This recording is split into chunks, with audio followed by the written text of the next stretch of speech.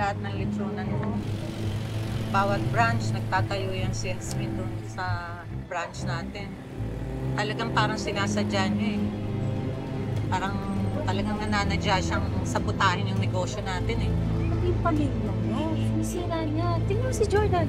Tinalandi niya. Hindi niyo ba nakita binibrainwash yung ano? OMG. Hindi kaya ano, Molly? Paano kung ginamutan niya ng gayon si Jordan? Ay, Oh my God! oo nga. Naku, buti nabanggit mo yan. Kasi ninang kung totoo yun, talagang mananagot yung Yasmin na yan. Naku, hindi ako papayag. Hindi ako makakapayag na mapunta sa isang magnanakaw ang anak ko. Hindi pwede. Kaya halika. Sigurin natin. Sige. Hoy, magnanakaw! Lumabas ka dyan!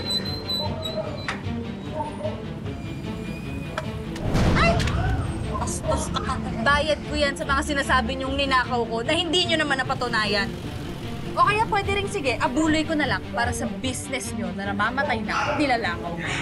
Hindi ka na nakontento na nakawang kami. Pati anak ko gusto mo pang nakawin sa akin. Ayos ka talaga, no?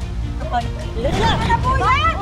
Tulungan mo ako. Hindi ko kayo ninanakawan at wala akong kasalanan sa inyo. Ang totoo niyan, kayo ang nagnakaw sa akin. Kasalanan ko ba kung swertehin ako at yumaman ako, magkaroon ako ng maraming pera, makaganti ako sa inyo?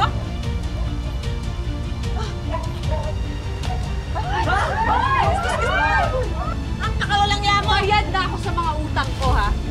Ngayon, kung kulang pa yan, sabihin niyo sa akin para isusupalpal ko ulit sa mga pagmumukha ninyo. Pero please lang, lubayan niyo na ako. Hindi ka namin lulubayan dahil malandi ka! Kaya ka, matapang ka lang kasi may hawak ka eh. Sadie, tama na! Pwede ba? Ano ba, Jordan? Ha? Kakampihan mo na naman yung si Yasmin? Ako naman yung ipagtanggol mo! Ang dami kong naitulong sa pamilya niyo!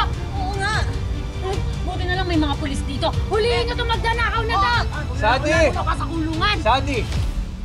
Hindi sila narito para hulihin siya. Narito sila para hulihin kang magnanakaw ka dahil ikaw ang nagnakaw ng lahat ng alahas ng nanay ko, di ba? Jordan! Yes, ma. Ito, ma. Ebidensya. Panoorin mo. Para malaman mo kung paano niya tayo niloko, pinahikot at pinakawan. Gagawin natin. Magkakita tayo.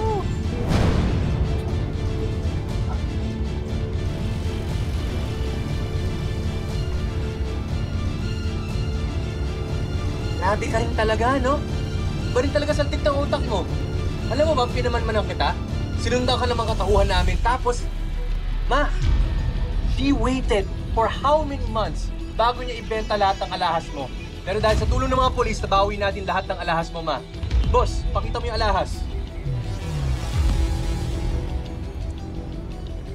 Oh my God. Ano, Sandy? Sandy? All this time, ikaw pa yung kriminal?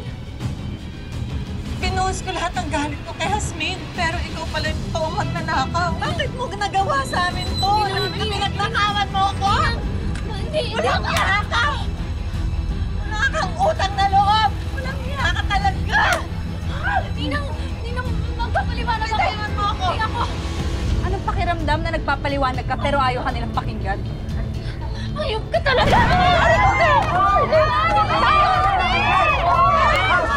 Tigilan mo na ako dyan! Tama na sa amin!